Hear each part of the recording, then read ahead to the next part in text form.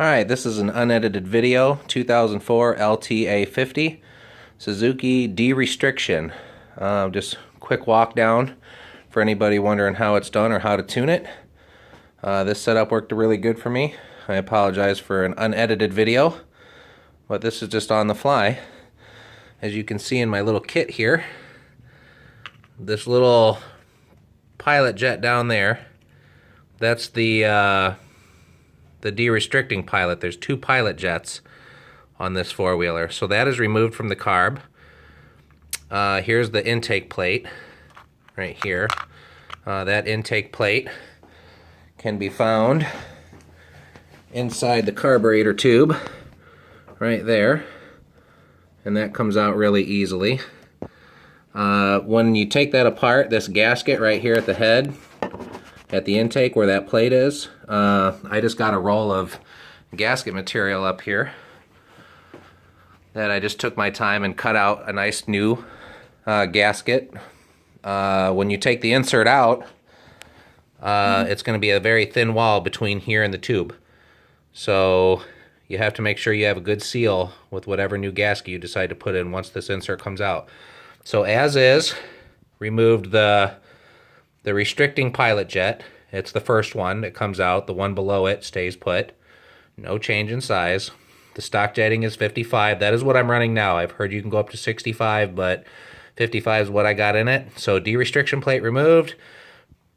Primary de-restricting pilot jet removed. And also this throttle bolt, which goes here.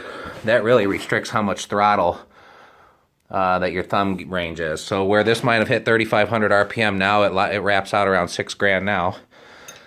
So let's try to fire it up here, just to show you that it does work. With those settings as it is, it does have a good idle. It does run very smooth. I run Interceptor 2-stroke with a premium, 92 octane. Nothing fancy, everyone's got access to that. No modifications to the pipe. However, you can take off those two cap bolts and pull the baffle out.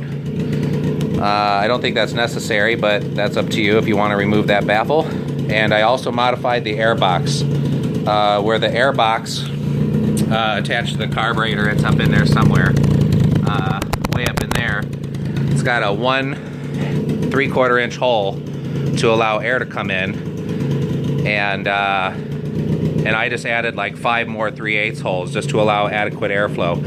So I released the brakes. You can see the idle isn't enough to keep it really, fighting the clutch. You could idle it down some, but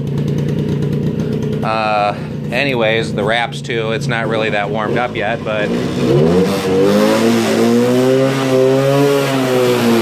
can hear it has a much higher rev limit or rev range than what it comes stock. So there you go. No major modifications, just removal of the plate, remover of that pilot jet,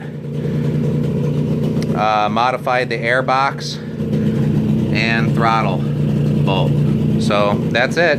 If you're smart enough to de-restrict this LTA50 and you do those 3 things, the little pilot jet in there, right in there in the bottom corner, and then the restrictor plate on the intake and removal of that. I did take my pilot jet screw on the side of the bowl there, right there, the pilot jet screw. From the factory, I believe it's 7/8 turns out. It's just, not a full turn out as stock, and I've turned mine out to 1 3/4.